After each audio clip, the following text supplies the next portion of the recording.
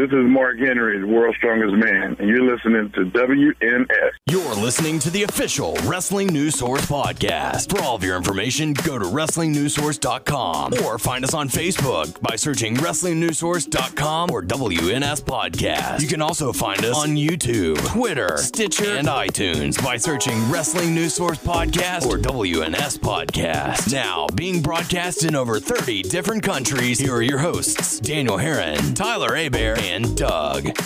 That's right. What's up, everyone? I am Daniel Herron. Tyler Abear. Cheers, love. The cavalry is here. He's back.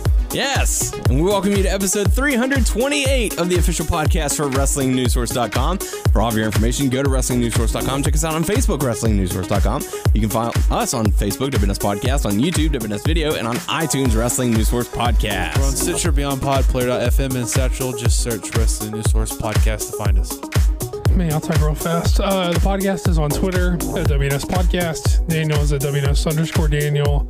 Tyler is at Tyler_Aber. There you go. So welcome to the show. Got a lot to cover this week. We're going to dive into some feedback, Raw, SmackDown, Money in the Bank predictions, Hot Topics, Q&A, all the good stuff and more. Money in the Bank this weekend? For real? It is. Yeah. Yes. I don't know what's going on. Yes. It's, and then next week will be our Money in the Bank review. Then the following week will be our Great Balls of Fire predictions. So it's pay-per-view, off, pay-per-view, off, pay-per-view. It's crazy. Yeah. So welcome to the show. Appreciate everyone who checked out our interview with Sasha Banks last week. Really cool. A lot of new listeners, I believe. So how you guys doing? Aight? Yeah? Did you have a good weekend? I'm trying to remember what I did this past weekend. You, sir, got to go see WWE Live. Oh, yeah. I was like, I had to work, then I had to do WWE Live. What did I do? Something significant? No. Yeah. It was really cool. First match was a throw together. It was 3-on-3. It was Titus, Kurt Hawkins, and Curtis Axel versus... Kurt Hawkins part of the Titus brand now? No, they had nothing to do with each other. They just threw them together. It was a house show. What was the team again? Titus, Hawkins, and... Titus, Kurt Hawkins, and Curtis Axel. Two Kurts. Versus Rhino, Heath Slater, and Callisto. Nice. Yeah. Which the faces won. Naturally. Yeah. What was the next match? I'm trying to think.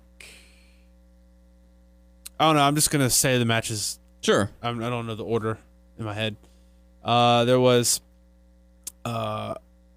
Cruiserweight, Neville versus Austin Aries. How was that? It was all right.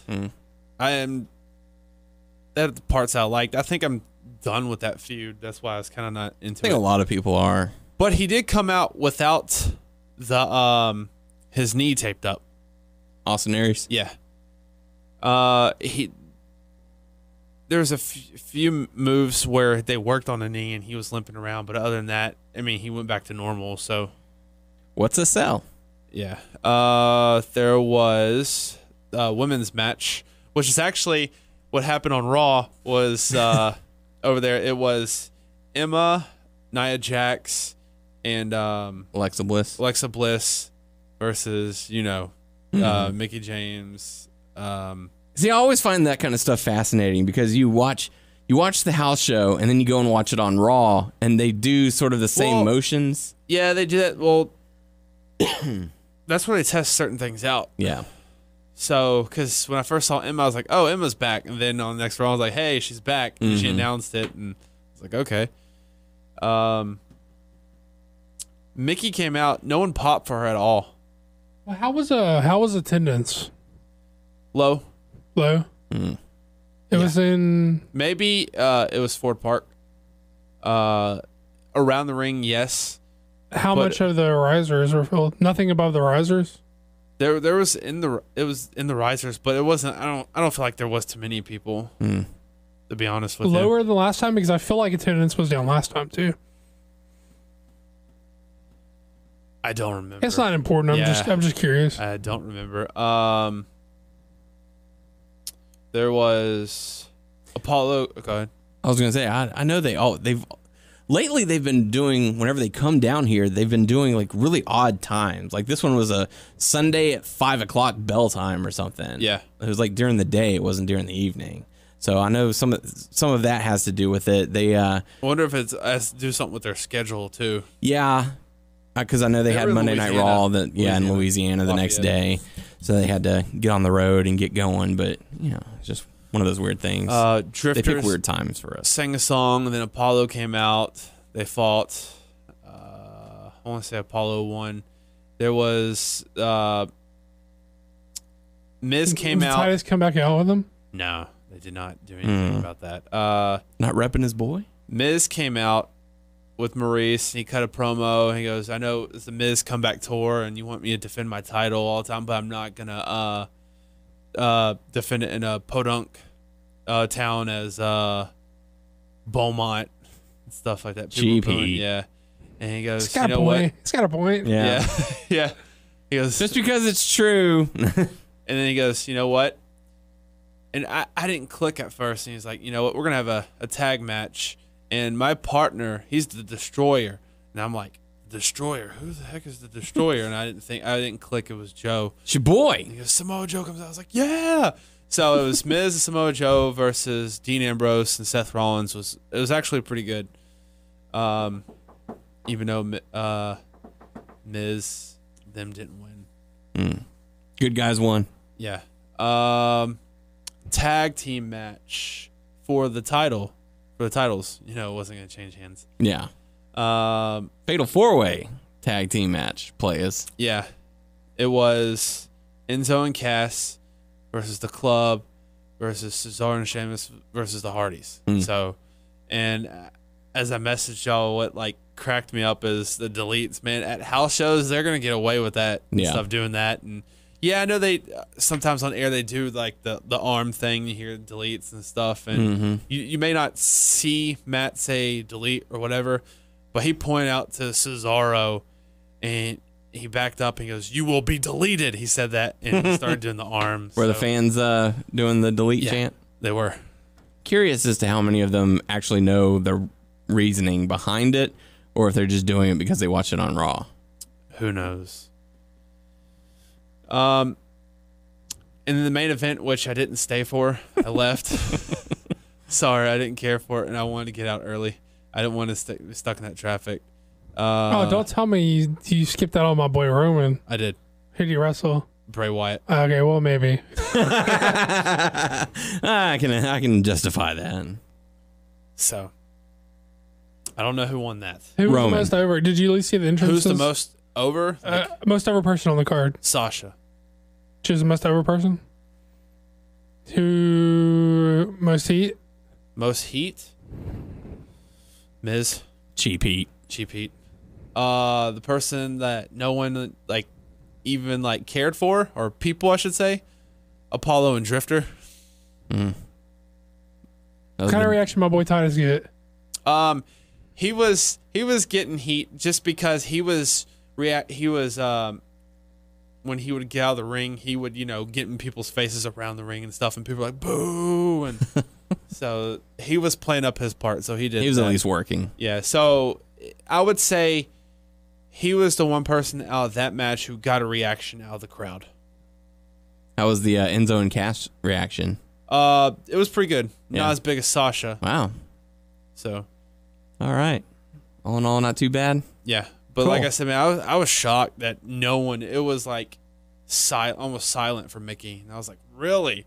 Okay, well, New crowd, I guess. New generation of viewers.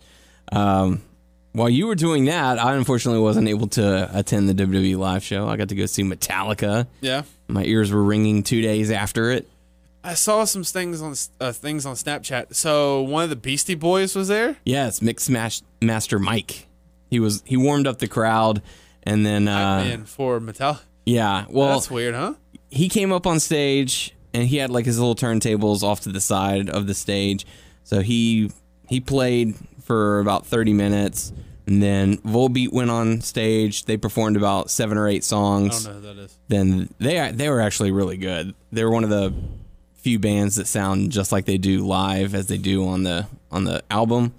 So that was really nice. Volbeat. Then they went off stage. There was about a 15-minute intermission. Avenged Fold 7 came on, and they were having mic issues. Like, the lead singer had to go back to the backstage a couple of times. I don't know any of their songs. Yeah, I'm sure if you do a YouTube search, you'll find at least one or two that you've at least heard somewhere. The Hail to the King. No? Okay. Yeah, you lost. You had me at Mixmaster Mike. You lost me after Mixmaster Mike. All right. So Avenged I thought Sevenfold. that was odd for him to be at a Metallica. I thought it was weird too. Yeah. Because he gets up and he goes, "Yo, what's up, everyone? I'm from the Beastie Boys, Mixmaster Mike." I was like, "Oh shit, from the Beastie Boys. That's cool." That's a nice surprise. Yeah. And so Avenged Sevenfold played. They played probably about 45 minutes. Then they went off. Then Mixmaster Mike went back on. Oh, really? Because he goes back on? Yeah, because they had like 15 minutes to kill. Because nobody can do it like Mixmaster. Man, come on. I got the D-double-O style. Here we go again because it's been a while. Do me a favor, don't touch that dial. I rock from Manhattan to the Miracle Mile. I don't want it anymore. That's pretty good. I like that. Yeah, good job. I liked it. And then Metallica came on, and I practically lost my hearing after that. It was. I can imagine. How close were you? Oh, we were actually fairly far away, but it was so loud. Where was this at? It was at NRG Stadium, where the Houston Texans play. Oh. And man, they had like Volbeat and Avenged Fold 7. They were okay as far as loudness. Like, it was enough to where it's like, okay, I can tolerate this. Then Metallica went on, and they always enter to Ecstasy of Gold, and they had a screen playing it or whatever, and I was like, okay, that's it's not going to be too loud. Then they started playing, and as soon as they did it, it's just, just for like 2 hours of that. We got back in the car, everything was muffled. It was crazy. Like, I was listening to the radio on the drive home, and I couldn't hear the low parts. I could hear the high notes of songs. I couldn't hear the low. So, needless to say, it was a pretty badass concert. What? What'd you say? Yeah. It was basically if I were to talk like this. Mixmaster Mike, did he have any merch? No. You didn't even know he was going to be there. I didn't know he was going to be there. So, it was a pleasant surprise. So, got to see 4 acts in that concert. So we definitely got our money's worth.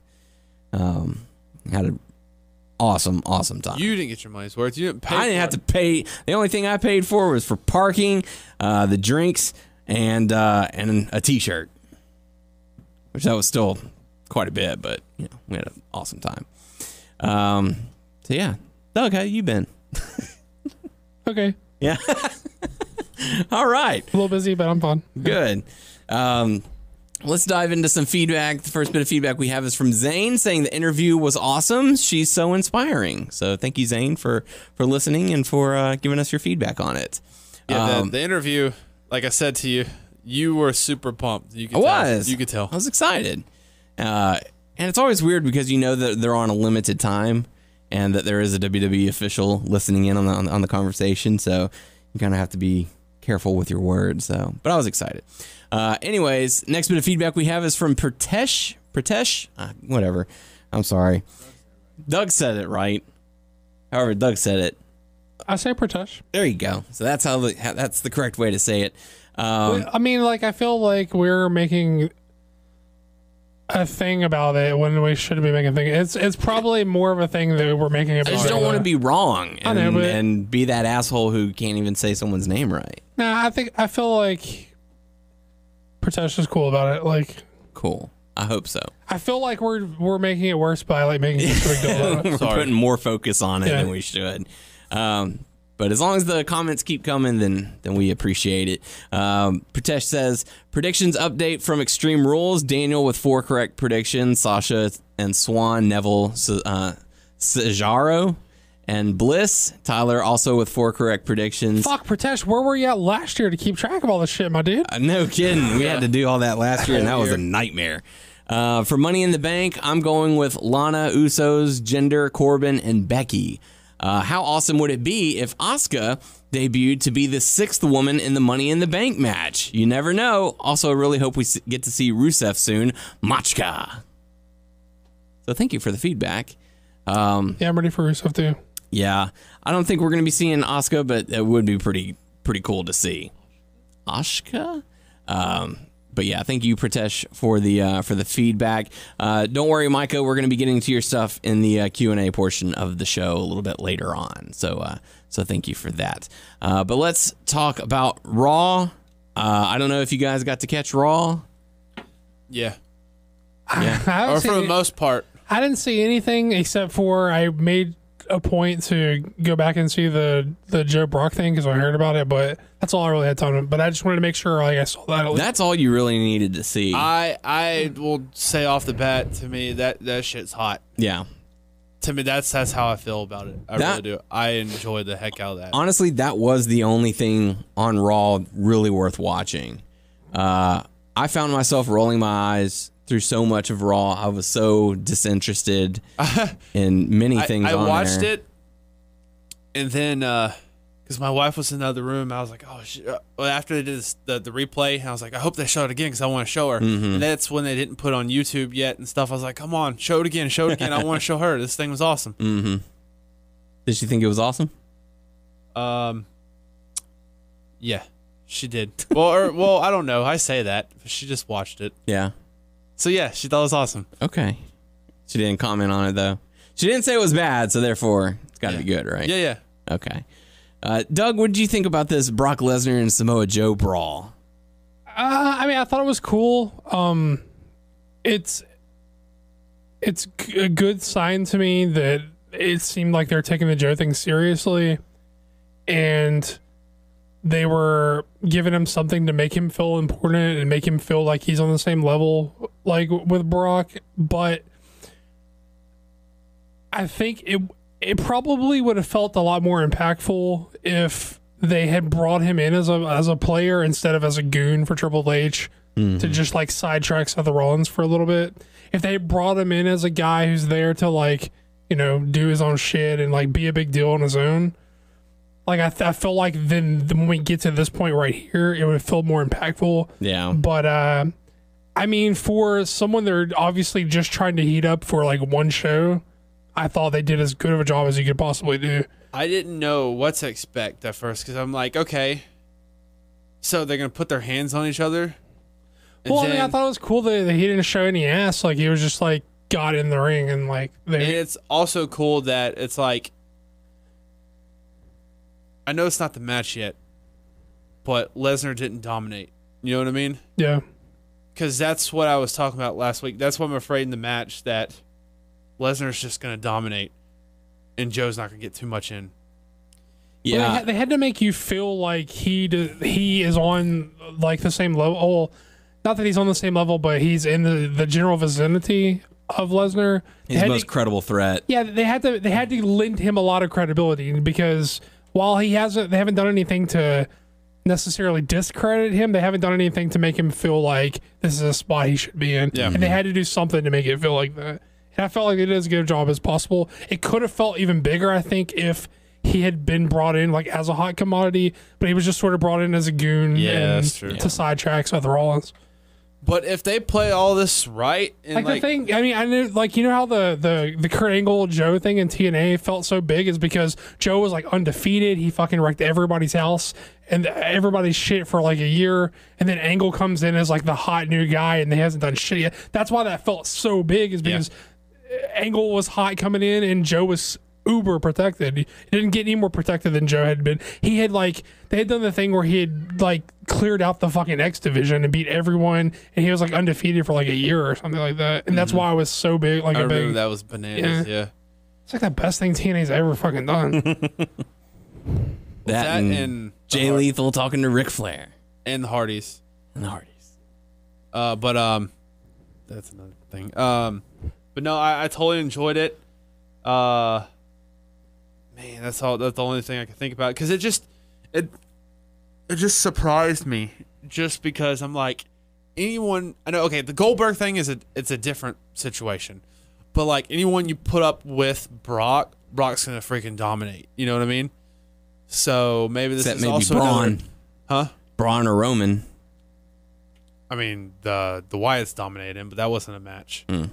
But I mean, Roman did a lot of selling for Brock, and that's just the style he works anyway. But so he did show. I mean, so I'm interested. I want to see what they're going these next few weeks leading up to Great Balls of Fire, and I want to see what they're going to do with the pay-per-view. I mean, I have like a big feeling that Joe's going to lose, but like if they can just make him look, he's not winning. Yeah, if they can make him look good in this match too, that'll be freaking awesome. You know, him coming out like Paul Heyman said last week. You know, even if Brock wins, you're going to take a piece of him with you. You know, in that term. You know what I mean? Yeah, the sad thing about it is that they're so short-sighted with how they protect people or how they book people, is that this could have felt like a bigger deal. And it wouldn't have been that hard because Joe isn't really in a position where he had to actually like lose to anybody at this point, really. And so instead of like, oh, we need a guy, let's do something big to heat him up, and then they're gonna, after it's over with, they're gonna just discard it like it was nothing. Yeah. And so like if you don't short-sighted, like, okay, what are we gonna do this month? All right, we got to heat somebody up for this month to make them feel like a big deal. If you just have someone on a fucking simmer, and then when you need them, you plug them in, it feels like a bigger deal than like, because a lot of people's reservations about getting excited about this is like, well, he hasn't meant anything up until this point, really, and he's not going to mean anything after, really. So it's like, yes, this was a cool like thing that they did, but it's like hard to get to sustain like the enthusiasm when it's like, well, it wasn't here before, it's probably not going to be here after. And Yeah, and good point. It's like I feel that way. I'm excited that it happened, but I'm nervous for the future. So I mean, he doesn't have to win, but yeah, I know. But they could keep him on a simmer, and then it would have been fine. But, I'm just hoping that he does end up looking really good for the matchup. That being Joe. I'm curious what they're gonna give Joe. I mean, like what Lesnar was gonna give up in the match to make it seem like. I'm interested how they work it. I don't know. Because I know, I mean, you can't trust. There's websites you can't trust, but the rumor is that they want to do programs with a lot of people with Brock. Yeah, Finn, Braun. Yeah, well, there's like built-in stories for Roman, for Finn, for Seth. There's like built-in stories for all those people. Yeah. I don't know. I feel kind of bummed because the crowd was so hot for this. The internet is so hot for this, and it's just gonna. Odds are it's gonna be a one-off. Yeah. Like it's just gonna be the pay-per-view, and then that's gonna be over with. Didn't you say, or someone said that JR wants to call that match or whatever? Oh, I never saw Joe that. versus Brock. I wouldn't be surprised. But yeah, I mean that was really the only good thing about Raw this week. I wasn't really entertained that much by the rest of it. Elias Sampson defeated Dean Ambrose after a distraction from Miz. There was another Goldust segment, another R-Truth segment, and it's like, okay, you guys are talking back and forth, yet neither are willing to actually fight. I'm sure they'll probably have a blow-off match at Great Balls of Fire or whatever. I found it interesting. Did you see they're actually using the song for the the Jerry Lee Lewis Great Balls of Fire. There was a post on WrestlingNewsSource.com about Jerry Lawler talking about that. They were like, hey, we're coming up with this new pay-per-view, and someone reached out to him and they were like, oh, I'm Jerry Lee Lewis's attorney, we own the rights to that phrase, that song, you can't use it. And so he got them in contact with the WWE, and they ended up working out a deal. Who, King? Yeah. Like through Jerry the King Lawler, that was able to occur. So they got the rights to use the song and name the pay-per-view that. Wow. Yeah. But one of the interesting things about the Elias Sampson and Dean Ambrose match is that Miz caused a distraction, which cost Dean Ambrose the match. Backstage, Kurt Angle comes up and says, "What the hell are you doing? You can't be doing stuff like that." And then in that exact same segment, turns around and says, "I can't solve all your problems for you. If you got a problem with Ambrose, you need to take it up with him." So it's like that's exactly what he was doing when he got involved in the match. He was taking up his issue with Ambrose. Anyways, that was just my little 2 cents on it.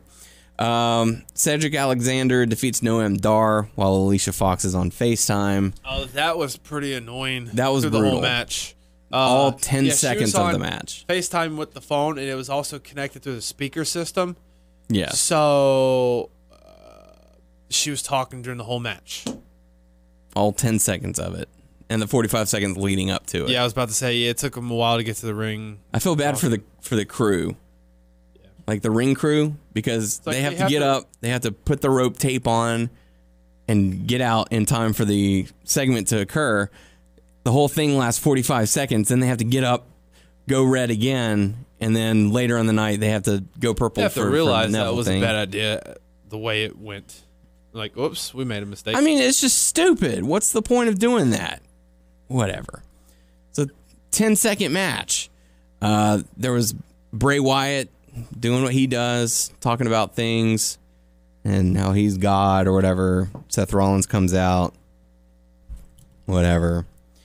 I don't know if you have it on there. I didn't see it, but they announced next week Roman Reigns is going to be making a big announcement. Big announcement. What's his plan for the pay-per-view? Oh. It's either I want the winner of Brock and Samoa Joe, or I want to fight John Cena at SummerSlam. Because that whole free agent John Cena thing. Yeah, which I guess we can talk about a little bit, because John Cena is being advertised to return on the 4th of July to SmackDown, but they're saying he's a free agent. So I guess the question is he going to be able to go to Raw and SmackDown and as a way to try and help boost the ratings? Because the ratings have gone down and they are staying down as of late. And, a lot of people are worried. Some people aren't. I'm not. I don't know. Doug, what are your thoughts on the ratings continuously dropping week after week after week? Any thoughts? Not really. I mean, I haven't seen the past 2 weeks. You're part of the problem. No. Yeah, but I mean, I don't know. I don't know. I don't know. They're lacking something, whether it be compelling stories or compelling characters, and people just aren't tuning in. I mean, they're doing stupid, and they're doing stupid stuff like putting Alicia Fox on FaceTime and having her voice be echoed through the entire arena during the match. I mean, who's coming up with this stuff? You. Not me. I didn't see it, so I'm not going to comment, but I believe you. Then we got to see Apollo Crews defeat Callisto. Akira Tozawa was ringside. Oh, that was pretty funny. I'm fucking all in for. I didn't see this, but I did see that, like the WWE.com video with Titus talking to Tozawa and Apollo, and I'm all in for Titus Bray with Tozawa and Apollo Crews. It was pretty funny at the end of the match because Titus goes up. Oh, well, first of all, Tozawa was in the audience, front row. He picks Tozawa out of the audience. He picks him up. Like a child. Like a child. Then he throws him in the ring. And then... Like a child. Yeah, like a child. And he gets in there, they're like celebrating. And like Apollo child. and Titus, they grab his hand. They're like throwing up in the air like they won and stuff. And Tozawa doesn't know what's going on. They're like shaking his hand and stuff. And he's looking all confused. And like they're just like throwing him around. Not like, like they're about like to a beat him child. up. Yeah, like a little child and stuff. And he doesn't know what's going on. They're all celebrating. But Tozawa was like, what the fuck's going on? It's quite funny. Then they took the picture. But no, he got into it though. At the end, Tozawa looked like He was kind of like, what? They're like best friends in like real life, and so like I'm all about like Titus managing those guys. I think that'd be cool. I would enjoy it. I don't know, like I'm not trying to sound like a douchey person right now, but I don't know how much of our audience like watches or cares about like Dragon Gate in Japan, but I would like you can probably find it on YouTube, or you can probably find it on what's the other? What's the other one that starts with a V? Vimeo. You can probably find it on like Vimeo or YouTube or something, but look up if you haven't ever seen like when Apollo's leaving Dragon Gate, and it's sort of like customary when they're sending a guy off where they bring out like all the guys and they all do his speeches, and a lot of it's in Japanese you don't understand, but you get a lot of the emotion. But there is like the most emotional like goodbye between Tozawa and Apollo Crews whenever he's sending him off to like it's when he signed, and it's just like it'll give you all the fucking feelings in the world. Like go look for that. It's actually amazing. Oh, yeah, it's like the best. Gives you the feels. It does. That's cute. After that, Miz was backstage trying to recruit Heath Slater to be his tag team partner for later on that night, and Rhino was enjoying his cheese and crackers. Yep. But then he said, well, hang on, Slater's already got a partner. And Slater was like, yeah, and if I were to join you, I would sure like a Intercontinental Championship match. And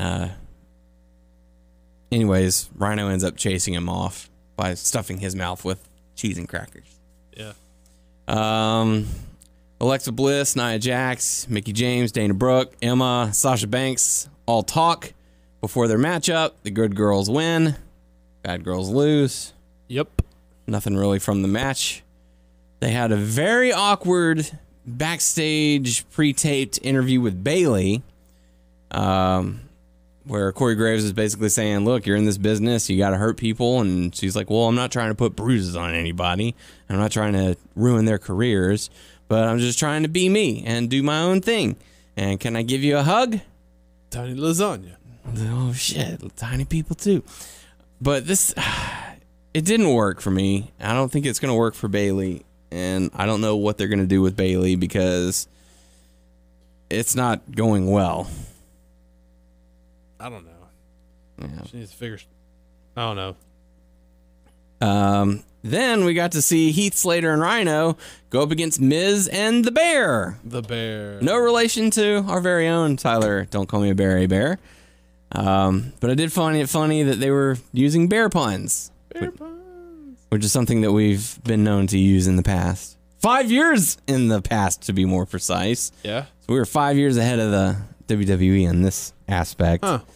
It turned out the Miz tried to unmask the Bear. It turned out to be another guy.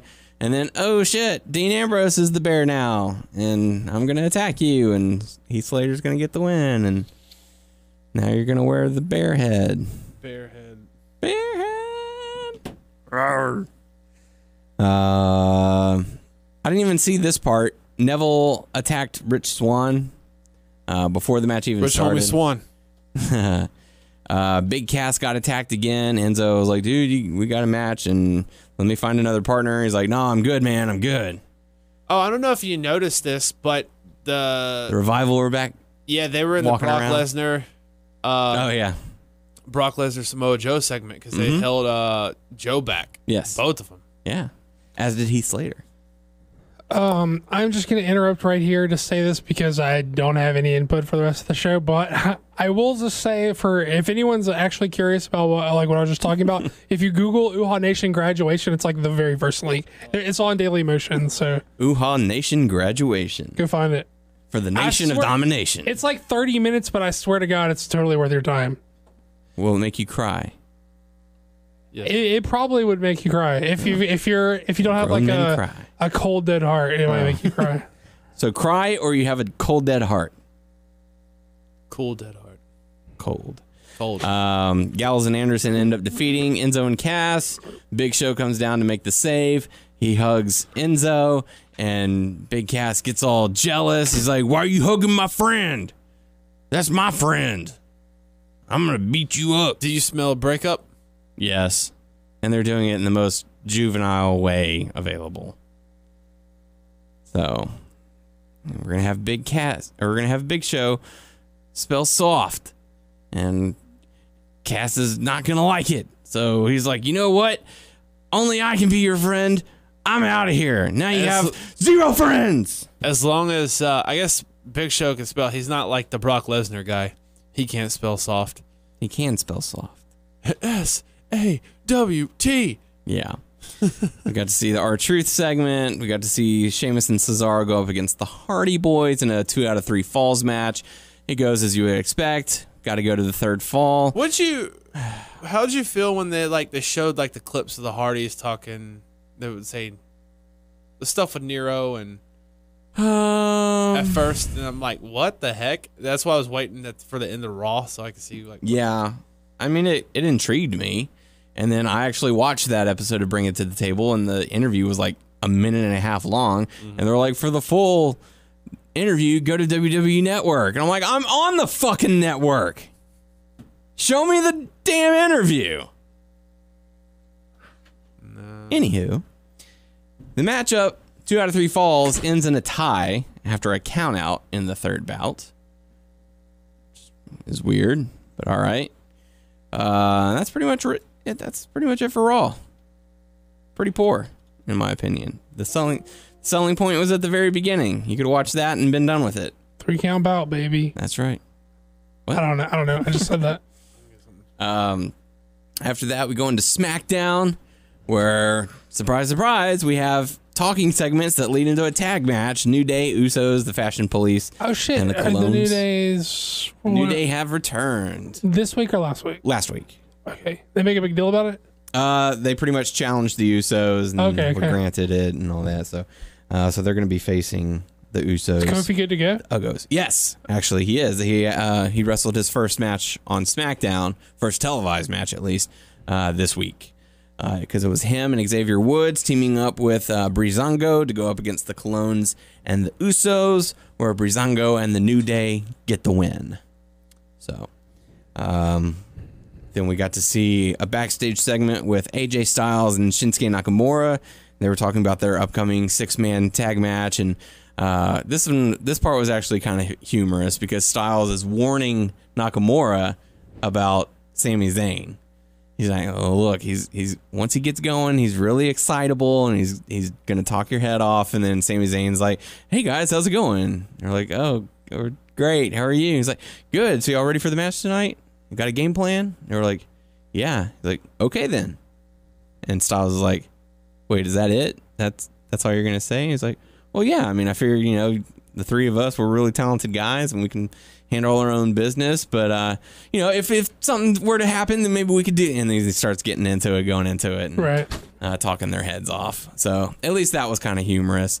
Then they go into another backstage segment with Mojo Rawley talking about how he was given an opportunity and unfortunately he came up a little short, but he's going to use that as motivation.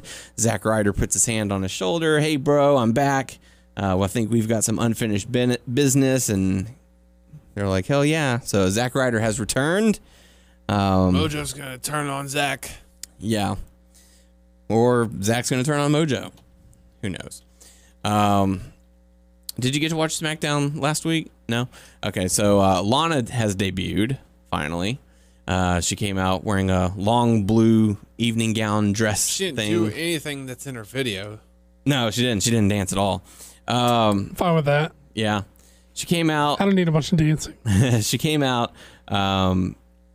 basically, last week she came out and told Shane, hey, I want to be entered in the Money in the Bank ladder match. And all of the girls laughed at her and was like, you haven't done anything to earn that spot or prove that you belong here. And Lana looked at Naomi and she was like, I could beat you. And she's like, don't even, get me started. But then Lana got involved in Naomi's match later on, cost her the match. Then Naomi approached Shane McMahon and says, I don't care what it takes. I want to have a match with Lana. I'll even put my title up on the line. And so he said, okay, you got it. Money in the Bank. You're facing Lana for the women's championship. And so that's what we have for that. Has she worked yet? No. Okay. And so that's one of the big selling points is like, oh, you can go back on the WWE Network and you can watch tape of all your competitors and learn things. We don't know anything about Lana. So it'll be an interesting story to tell. Sure. But Naomi went up against Tamina. She ends up getting the victory. And then shortly thereafter, Lana attacked and delivered some sort of a spine buster to Naomi. So we'll have to see how it plays into Money in the Bank. After that, we got the face-to-face interaction between Jinder and Mahal and Randy Orton. Jinder Mahal comes out, cuts a promo, talks to his people in his language, cuts a promo. Randy Orton's music cues up. He sends the Singh brothers to the ramp as a wall of defense.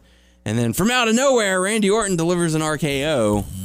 And on Talking Smack, Jinder basically came out and said, he's a coward who attacked me from behind. I was under the understanding that this was going to be a face-to-face. He's not even a man. He couldn't face me man-to-man. Word. And I'm going to embarrass him in front of his father, his family, and his hometown. So I'm going to RKO his kid. That's right. So we'll see what happens at Money in the Bank. Charlotte goes up against Natalya. Fairly good matchup. Charlotte gets the win. We saw Fashion Files again. This time, they're doing the exact same thing that's happening on Raw with Big Cass and Enzo, a mystery attacker. So, someone attacked Breeze, and they got to find out who. Is this supposed to be the same angle? I don't know if it's supposed to be, but it sure is looking like it. Big Cass got attacked on Raw? Yes. Like for 2 weeks, Enzo got attacked. And then the past 2 weeks, Cass got attacked. Okay. So they're trying to show that it wasn't Big Cass, because he was the one who ended up getting attacked. So is it a misdirect or is it not going to be him? I don't know. I'm thinking what they're doing is, because wasn't the talk that it was going to be his heel turn on Enzo? They're still probably going to do that, but they're having, as you stepped out for your drink, they've been having interactions with Big Show. Like, Big Show's been coming to the aid, and apparently Big Cass is like, dude, what are you doing? Is that your new best friend now? Is he the guy you want to hang out with? Is that the guy you want to spell soft with? That's not exactly what he said, but that's what's been happening. Oh. And so, like, even on Raw, Big Show came to make the save, gave Enzo a pat on the back hug kind of thing, and they like zoomed in on Big Cass. She's like, my best friend is hugging another. How could this be? Like, it's so bad. Not a good look. No, it's not. And so that's probably what's gonna lead to the heel turn, the jealous friend. He found a new best friend, and jealous baby faces just seems real dumb. That's why I'm saying, like, Raw was nothing without the big brawl, because there was crap like this. But on a side note, for the Fashion Files, I did chuckle a bit because they've been having their billboards and they've been having different superstars on there, like they're trying to do investigations. One of them had a picture of Sami Zayn this week, and underneath it just said generic.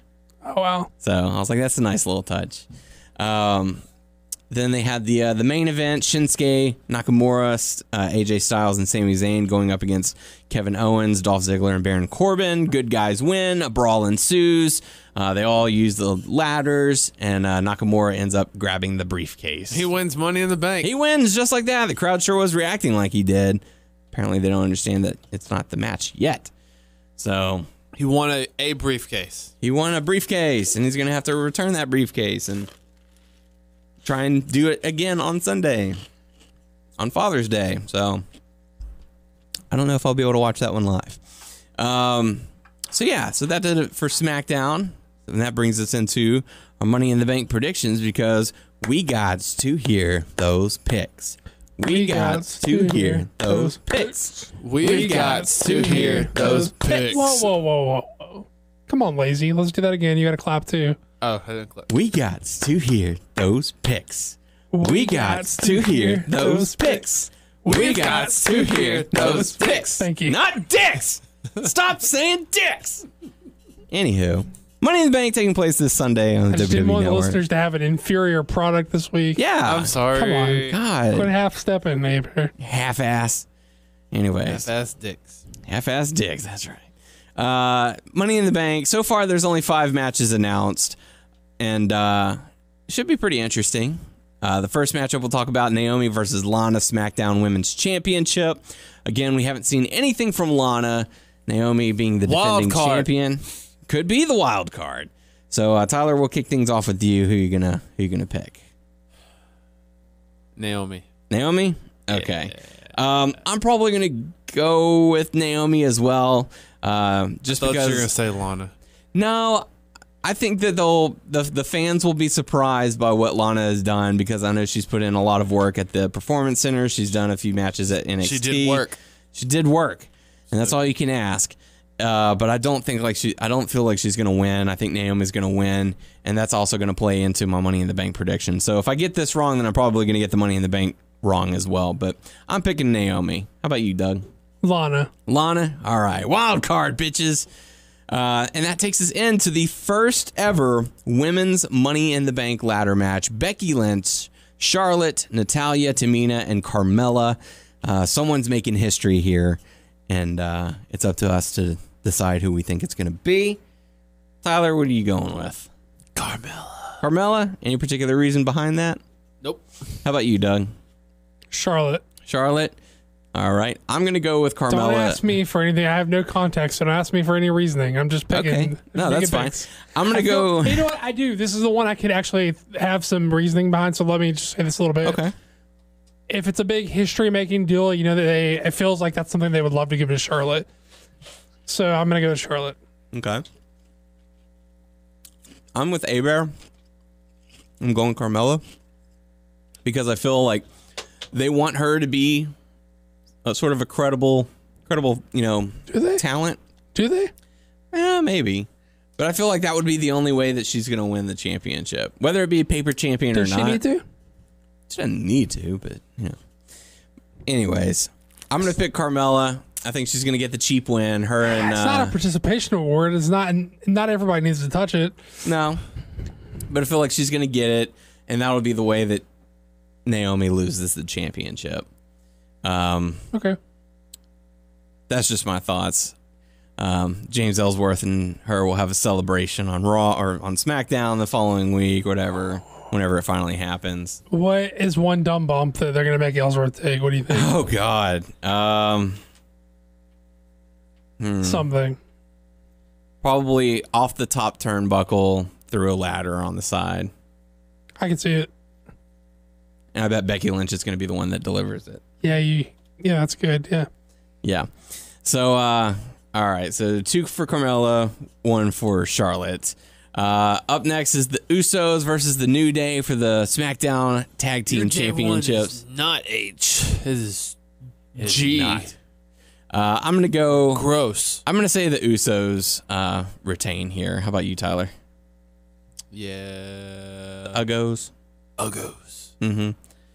How about you, Doug? Usos. Okay. Let's see. That'll take us into the next Money in the Bank ladder match. Excuse me. Kevin Owens, AJ Styles, Baron Corbin, Sami Zayn, Dolph Ziggler, and Shinsuke Nakamura. I'm actually kind of torn on this one. I'm not exactly sure. Let me guess. Shinsuke Nakamura. I've got it down to 2. Baron Corbin. Yes, those are my 2. So, I don't know. Doug, we'll start with you while I ponder and think. Sami Zayn. Interesting. I don't know. I haven't been watching the show. I don't know. Yeah. How about you, Tyler? Baron Corbin. Oh. It feels like everybody that you would want to do something with in that mix you could do without needing the Money in the Bank. Yeah. Except for Dolph Ziggler, but who really cares about Dolph Ziggler? No one with any taste. I don't think Owens needs it. I don't think Styles needs it. I don't think Shinsuke needs it. I feel like I have to go with Baron Corbin. Baron. Yeah. That's just my take. Is it? It is. And that brings us into the WWE Championship match. Jinder Mahal versus Randy Orton. Jinder, baby. Jinder? All right. How about you, Tyler? Maharaja? Yeah, I'm going to go with Jinder as well. I feel like if we see Rusev at this pay-per-view, this would be the time to do it. I know I said that for the last pay-per-view, which would gain Jinder. Again for the next pay-per-view. I might, if he hasn't debuted or re-debuted by then. Yeah, I'm going to go with Jinder Mahal to win because I think they're wanting him to have a lengthy run. And, you know, what's Orton going to do with that title? What is he going to do with that title? Nothing. It's going to be much cooler when he loses in front of his hometown fans. Yeah. It's going to be a much better reaction. Yeah. So those are our picks. Let us know in the comment section. It's like the one time it makes sense to beat someone in their hometown. And they're gonna do it. Watch them not fucking do it. Wow. And then Baron Corbin cashes in, and we have a new champion. Oh my god. So yeah, let us know in the comment section your picks, and if you think we're right or wrong. But I do have to say, as far as we go, those were some great picks. Those were some great picks. Those were some great picks. Stop saying dicks. Little bits, little dicks. Anyways, going to hot topic news. Johnny Mundo and his girlfriend, also co-partner on Lucha Underground, Taya, however you say it, they're engaged. I didn't even know they were dating. Congrats. Yeah. I'll Congrats text to them. later on. Tell them congrats. Yeah. Send out a tweet. So there you go. On the other side of the spectrum, Bray Wyatt and his wife are apparently filing for divorce. Ooh. His wife is claiming that he had an affair with JoJo, the announcer. So that's not good if that's the case. I know they have 2 kids together. So, damn. Yep. Sad to see that happen. Going into the Mae Young Classic, they have released some of the competitors. I don't know if this is some or all, but there's, I believe, like 17 listed so far. Bianca Blair, Lacey Evans, Tanera Mello. Forgive me if I'm saying some of these wrong. Sarah Logan, Kimber Lee, Julia Ho, Victoria Gonzalez, Mary Kate, Danielle Camella. Is Ashley in there? I knew that was coming. Zhao, Mary Kate and Ashley, the Olsen twins. Okay. Yeah. Mary Kate and Boom, boom, boom. I don't even know how to say that one. Zhao Xia. It's probably butchering it. Nixon Noel, Evie, Demi Bennett,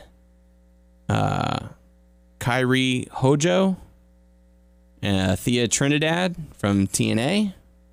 They're signing her. I don't remember her. I forgot what she was known as, but she's going to be in there. Mia Jade Yim. I'm wondering if that's an Impact star as well. Jade, yeah. And Marty Bell.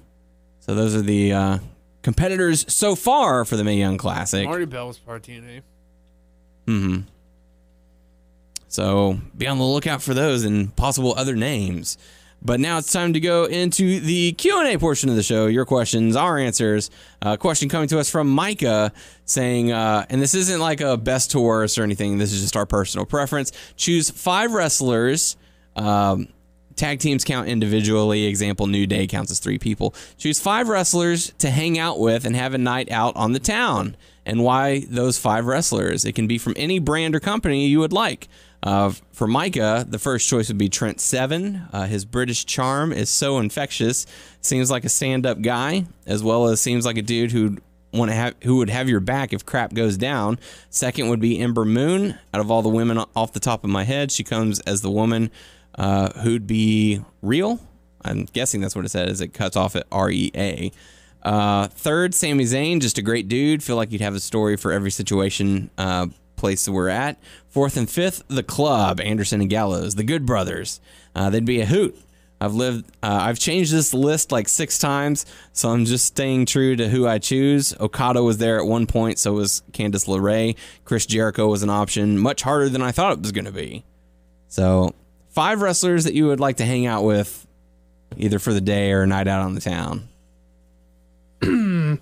Okay, I'm going with Cassius Ohno because he's sort of like a notorious wrestling nerd, and he has I've heard like on more than one occasion that his like tape library is like next to level, and I've heard on more than one occasion from more than one person that his like not only is his like tape collection like on Superpoint, but also has like merch collections on Superpoint. So he's a super wrestling nerd, so I want to talk the shit with him.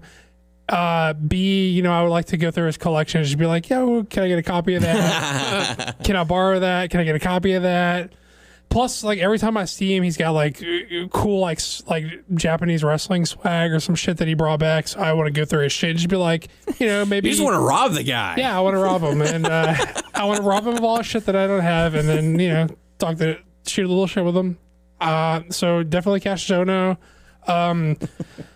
Ultraman is black because like the Venn diagram of dudes and of people, I didn't mean to gender that, but like the Venn diagram of people who are into like punk and wrestling, I feel like where those concentrics or where those circles like pass over each other, like all those people, like Ultraman is black. He's sort of like one of those dudes who like all the people who are like into wrestling and all the people that are also into punk like have all the dudes have like man crushes on him, I feel like, and in that way that he's just like, I don't know. He just seems like a really cool dude. I just want to hang out with him. So definitely Ultraman Black. I'm going with Best Friends just because I think they're weird and funny. Chuck Taylor and Trent Beretta because I don't know. Those dudes seem like they get up to some shit. And last, I'm probably gonna go with Stokely Hathaway just because I think like he's like funny too, and it seems like one of those high energy dudes who'd just be like a good time. So is that 5? Yeah. All right, that's what I'm going with. That's a good choice. How about you, Tyler? Colt Cabana, because I think he would just have a lot of stories and just he would just talk wrestling in general. I think he'd be a cool dude.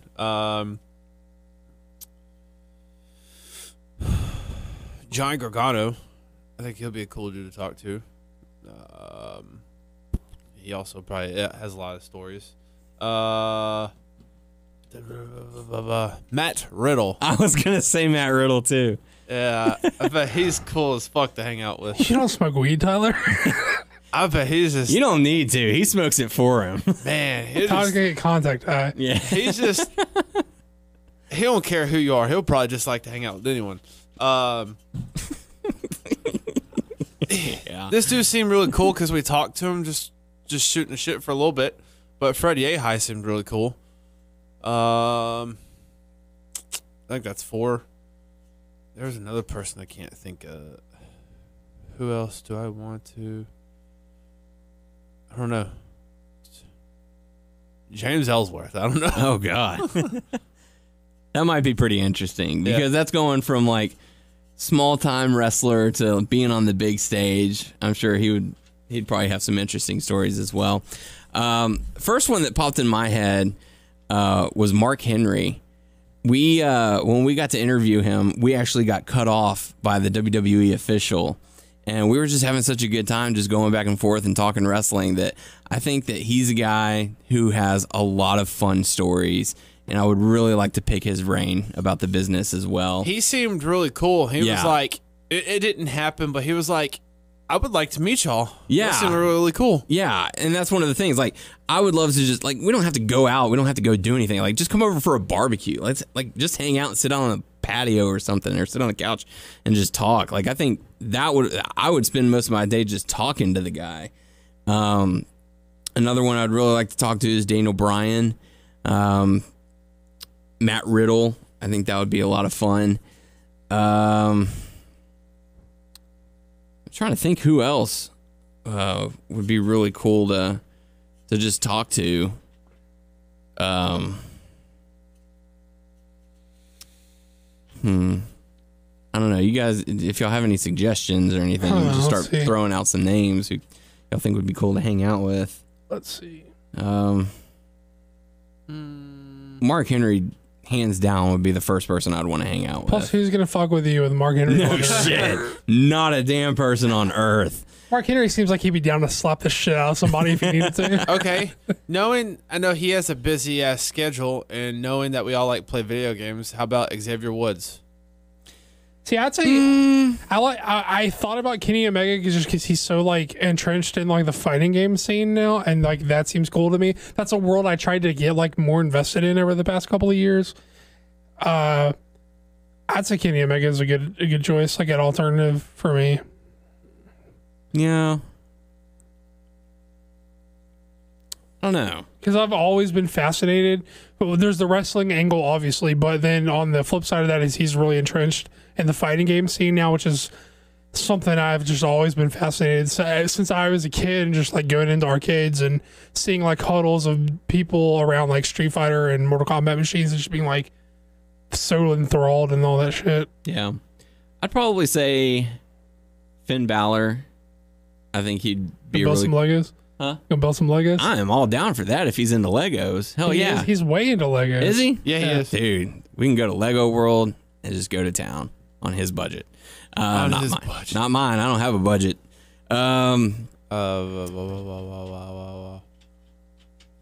Maybe Cesaro. Cesaro did have that tweet about how he cleared out all those shrines in Breath of the Wild. And he plays Clash Royale, so we can talk about that. 100% of that. Yeah. So mine would be Mark Henry, Daniel Bryan, Matt Riddle, Finn Balor, and Cesaro. I think that'd be a pretty cool round table. Dude, I'm not joking. Like, the times we saw Matt Riddle that time in San Antonio, He was so cool. I wanted to fucking hang out with him like the whole time because he just seemed like cool as hell. Yeah. Stokely evaded me the whole weekend. Yeah, I was that's like, true. I tried to talk to that dude about 5 times and I just couldn't get to him like any time. I don't know. Stokely, holler at your boy. What's up? I did like the fact that most of those guys were very approachable. He wasn't a dick. Let me be clear, because you're saying that he wasn't a dick to me. He just, I saw him and like I tried to like make a beeline to talk to him and to get a picture and stuff, and I just never caught up to him. Yeah. But he was not. He didn't like, Sorry, kid. No pictures. Yeah, no. He didn't flake on me. Hang out with Jeff Cobb. Yeah, he was a cool dude. I just don't know. I don't know. Like with Henry, I know that I'd be able to have a cool conversation with him. Yeah. I don't know about Cobb. What about Batista, man? Come on, Batista. Ooh. I don't know. He likes Wu-Tang. There's that picture of him like and Mark Henry at the Wu-Tang show. Did y'all see that? It was circulated a couple years ago. Batista's into Wu-Tang. He's doing cool movie roles now. If I could add a 6th, it'd probably be Matt Stryker. He seems like a guy who's got some stories to tell. That'd probably be a 6th if I could add one. No. I just thought of someone. I think What? would be cool because he's totally into comics and stuff. I thought it'd be cool. Christopher Daniels. Yeah. I know there's a lot of people into comics, but I mean, all the stuff in the interviews like I read about, they seem like a cool dude. Cool stuff. All right. Well, thanks for the question. That was a lot of fun. Let us know in the comments who you would like to hang out with. I think that'd be a really fun one. Well, Micah, does Micah speak Japanese? I do not know. I don't think Okada's fluent in English, huh? I don't think so. Maybe a translator. Who knows? But yeah, let us know in the comments what 5 people you would want to hang out with. So if you could Michael, spend a day. now I want to know if you speak Japanese, my man. Yeah, let us know. Our friend Noah, there's 2 people he would like to hang out with. Gail Kim and Kevin Nash. That's it. Gil Kim and Gil Kim's clone. Yeah. And the clone of Gail Kim's clone. Yeah. Kevin Nash and Diesel. Yeah. And Oz. So, so that's going to do it for us this week. Vinny Vegas. Thank you for the questions and all that. Make sure to submit your questions on our YouTube channel, WNSvideo, or our Facebook page, WNS Podcast. Check us out on WrestlingNewsSource.com and WrestlingNewsSource.com on Facebook, or subscribe to our show on iTunes if you haven't yet done so, on iTunes by searching Wrestling News Source Podcast. You can follow us on Stitcher, Beyond Pod, Player.fm, and Satchel. Just search Wrestling News Source Podcast to find us. You can follow us on Twitter, but that's my line. That's my line. That's my line. Let's see what you got, big man. You can follow us on Twitter. I'm going to kick it. At WNS Podcast. Daniel's at WNS_Daniel, and Tyler's at Tyler_Aber. There you go for the podcast crew. I am Daniel Heron. Woo! I'm Tyler Aber. I'm Doug. And we will catch you all next week.